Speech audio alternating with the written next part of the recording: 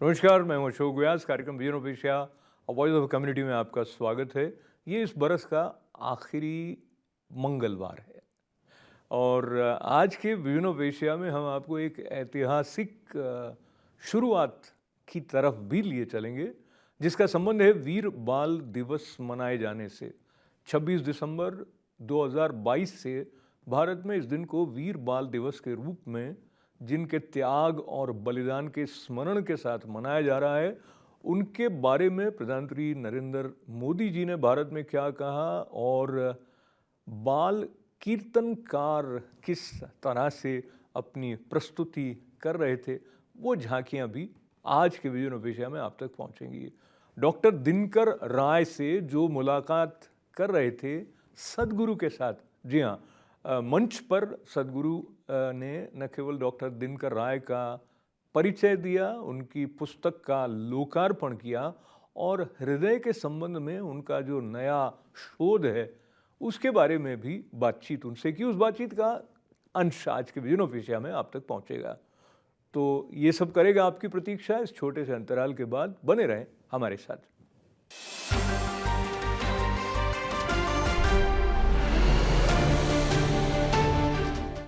फिर एक बार आपका स्वागत है vision of Asia voice of community कार्यक्रम में। आज के कार्यक्रम की शुरुआत करते हैं वीर बाल दिवस के साथ में।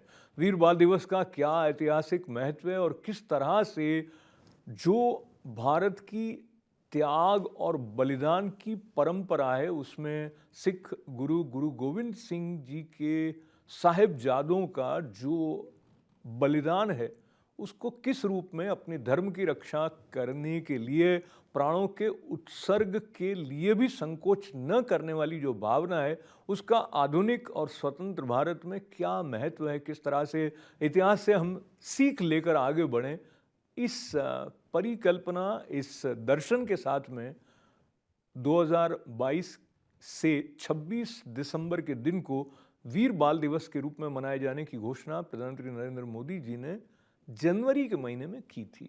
और मेजर ध्यानचंद स्टेडियम नई दिल्ली में जब ये उत्सव मनाया जा रहा था, तो प्रारंभ में बाल कीर्तनकार किस तरह से प्रस्तुति कर रहे थे, उसकी एक झलक प्रस्तुत है।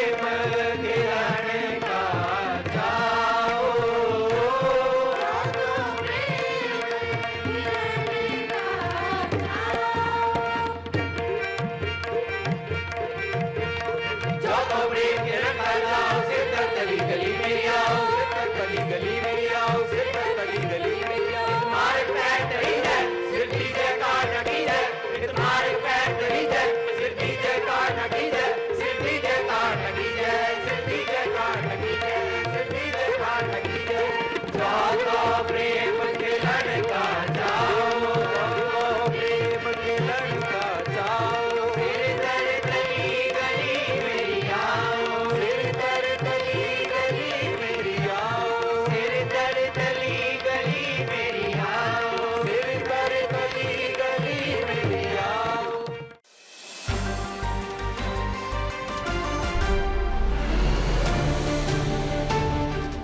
प्रधानमंत्री नरेंद्र मोदी ने याद दिलाया कि अपने इतिहास से सीखने के क्रम में जो महत्वपूर्ण पक्ष उजागर करने से राष्ट्र वंचित रह गया है, उन भूलों का सुधार किया जा रहा है। क्यों महत्वपूर्ण मानते हैं वो वीर बाल दिवस को और साहिबजादों के बलिदान को याद रखने, उनके प्रति श्रद्धांजलि व्यक्त करने को? आइए सुनते हैं उन्हीं के शब्दों में। साथियों, भारत की भावी पीढ़ी कैसी होगी, ये इस बात पर भी निर्भर करता है वो किससे प्रेरणा ले रही है। भारत की भावी पीढ़ी के लिए प्रेरणा का हर स्रोत इसी धरती पर है। कहा जाता है कि हमारे देश भारत का नाम जिस बालक भारत के नाम पर पड़ा, वो सिंहों और दानवों तक संहार करके थकते नहीं थे।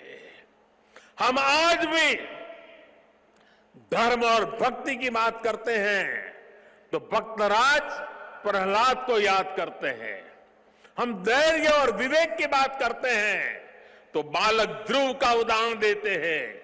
हम मृत्यु के देवता यमराज को भी अपने तप से प्रभावित कर लेने वाले नचिकेता को भी नमन करते हैं, जिस नेत्री नचिकेता ने बाल्यकाल में यमराज को पूछा था, व्हाट इज डेथ, मृत्यु क्या होता है। हम बाल राम के ज्ञान से लेकर उनके शौर्य तक, वशिष्ठ के आश्रम से लेकर विश्वामित्र के आश्रम तक, उनके जीवन में हम पग पग पर आदर्श देखते हैं। प्रभु राम के बेटे लवकुश की कहानी भी हर मां अपने बच्चों को सुनाती है। श्री कृष्ण भी हमें जब याद आते हैं तो सबसे पहले कान्हा की वो छवि याद आती है, जिनकी बंशी में प्रेम के स्वर भी है और वो बड़े बड़े राक्षसों का संहार भी करते हैं। उस पौराणिक युग से लेकर आधुनिक काल तक वीर बालक बालिकाएं भारत की परंपरा का प्रतिबिंब रहे हैं। लेकिन साथियों, आज एक सच्चाई भी मैं देश के सामने दोहराना चाहता हूं।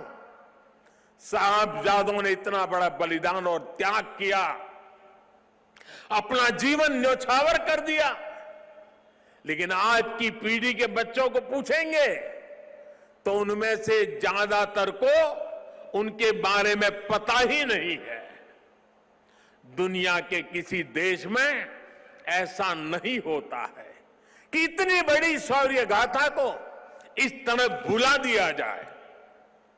मैं आज के इस पावन दिन इस चर्चा में नहीं जाऊंगा कि पहले हमारे यहां क्यों वीर बाल दिवस का विचार तक नहीं आया, लेकिन ये जरूर कहूंगा कि हम नया भारत दशकों पहले हुई एक पुरानी भूल को सुधार रहा है।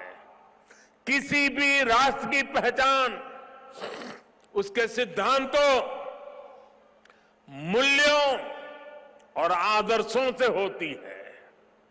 हमने इतिहास में देखा है, जब किसी राष्ट्र के मूल्य बदल जाते हैं तो कुछ ही समय में उसका भविष्य भी बदल जाता है। और ये मूल्य सुरक्षित तब रहते हैं जब वर्तमान पीढ़ी के सामने अपने अतीत के आदर्श स्पष्ट होते हैं। युवा पीढ़ी को आगे बढ़ने के लिए हमेशा रोल मॉडल्स की जरूरत होती है। युवा पीढ़ी को सीखने और प्रेरणा लेने के लिए महान व्यक्तित्व वाले नायक नायिकाओं की जरूरत होती है। और इसलिए ही हम श्री राम के आदर्शों में भी आस्था रखते हैं। हम भगवान गौतम बुद्ध और भगवान महावीर से प्रेरणा पाते हैं।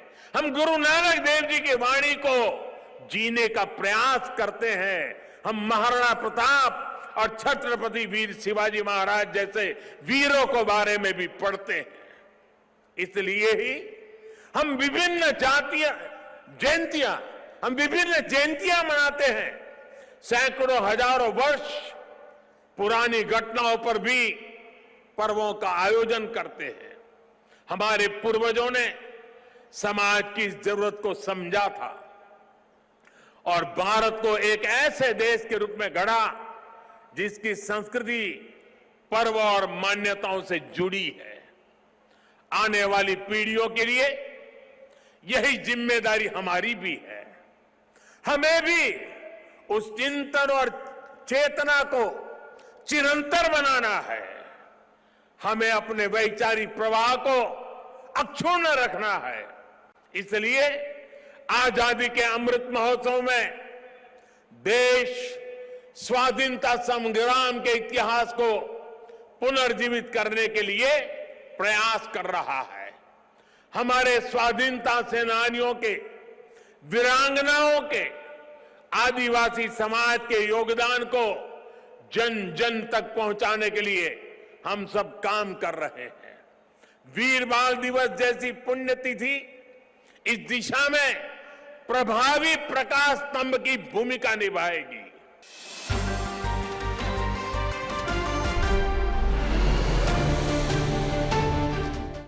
जब हम अपनी ओर देखते हैं तो हृदय हमारे पूरे कार्य संचालन के केंद्र के रूप में महत्व रखता ही है।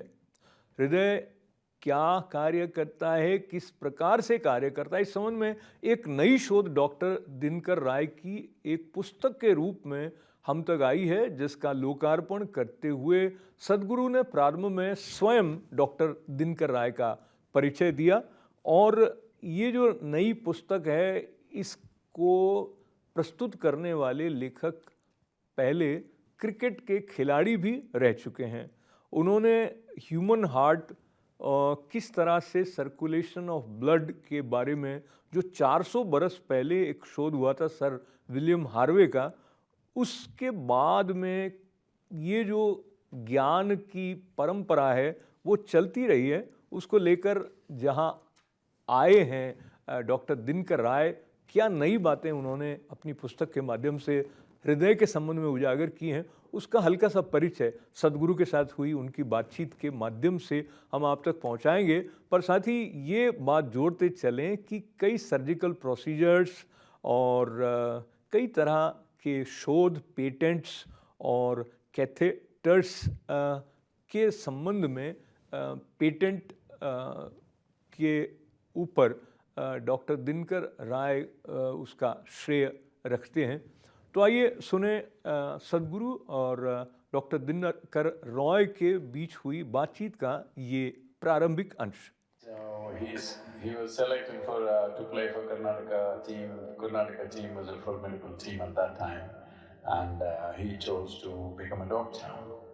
And so, about this particular aspect of, it was surprising to me that this was not known in modern medical science about the reverse pumping of the heart, which is a very important part of the yogic system, and somehow it has been left out, and it was he who brought this to the notice of the scientific community.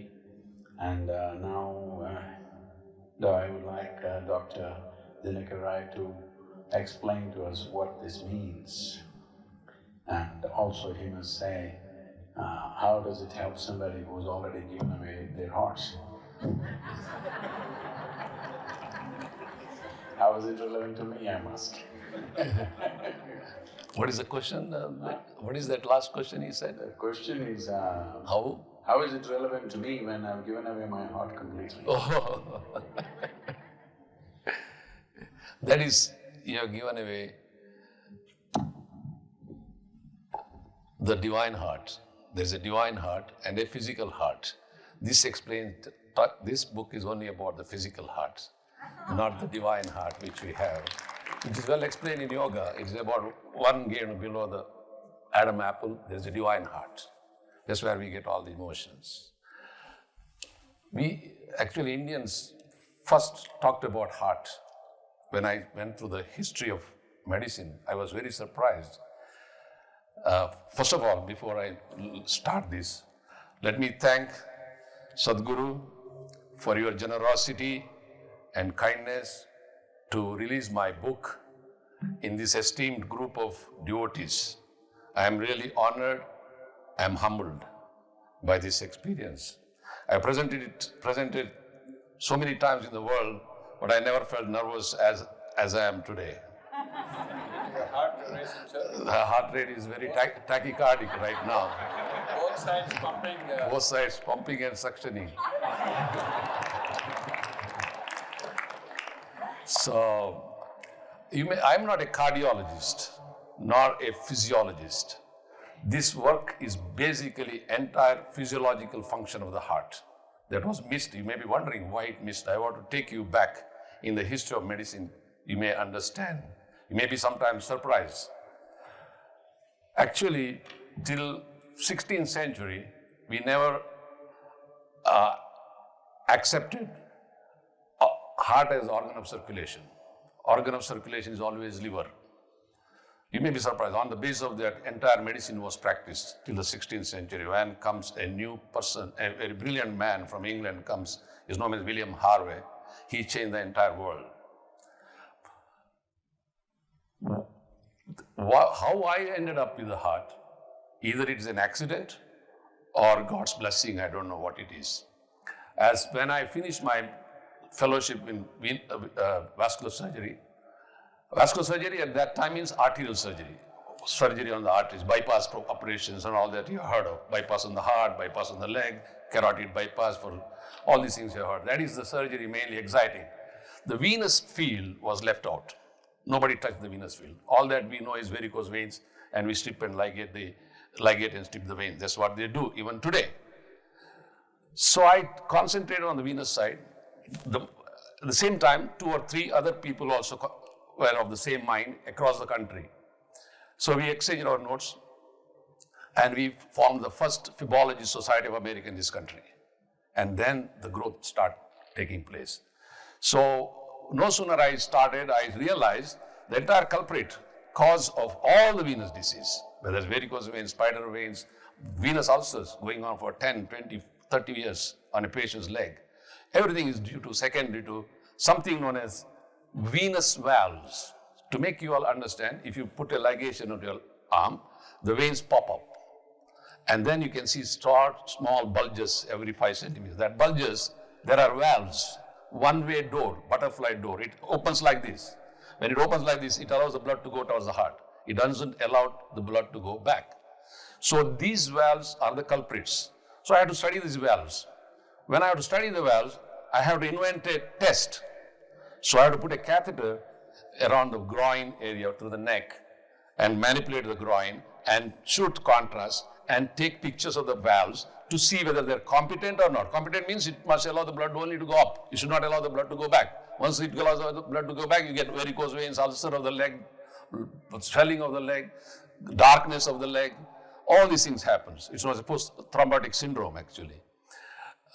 So when I was doing one of these procedures, early time, I'm talking about 1986. So that time, first time, we have to tilt the table. The patient should be erect like this when I contrast. So we have to tilt the X-ray table and shoot the dye. When I was doing that, the entire X-ray machine got frozen suddenly. And we were panicking because I was holding the patient so that he doesn't fall down with my resident. The entire room went dark, and my technician ran to the panel to correct the machine. And meanwhile, I was holding and breathing heavy. I could hear my own breathing. The only thing that I could see in the dark room is the lighted fluorescent screen. That because I could not freeze that. The machine was going on. So what had happened? I had already injected the dye. So little of the dye got caught in these valves in the groin. And suddenly I saw these valves were moving. I was surprised. I told my resident, look, the valves are moving. I can't believe this. Not only it's moving, the interesting is it's moving rhythmically, like the heartbeat. I said, it's like a heartbeat. So this was a passing observation for me, and everything went on well. But this observation started haunting me. Every night it's like somebody waking you up and telling, look, there is something. This is passive or active. You should know that. You know what is active means, see, this motion is active. The energy comes there only. But if I have to do like this is passive, because the heart, this is moving because of this force.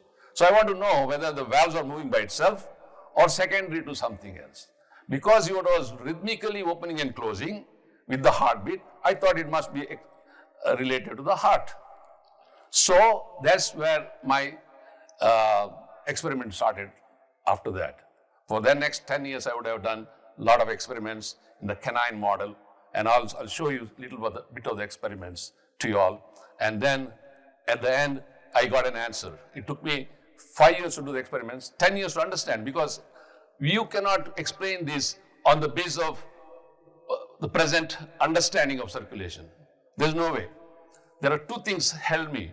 One is known as Aristotle's anatomical description of the heart. Second, there is something known as Starling's law of muscle contraction. You all know this. Entire world thinks, even today, it happened in the medicine, but entire world thinks muscle only contracts.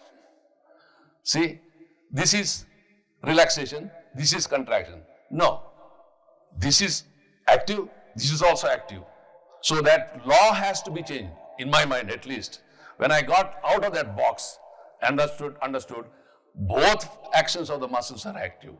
Because this also takes enough energy, chemical changes, electrical changes, and physiological changes. This also has electrical changes, chemical changes, and physiological changes.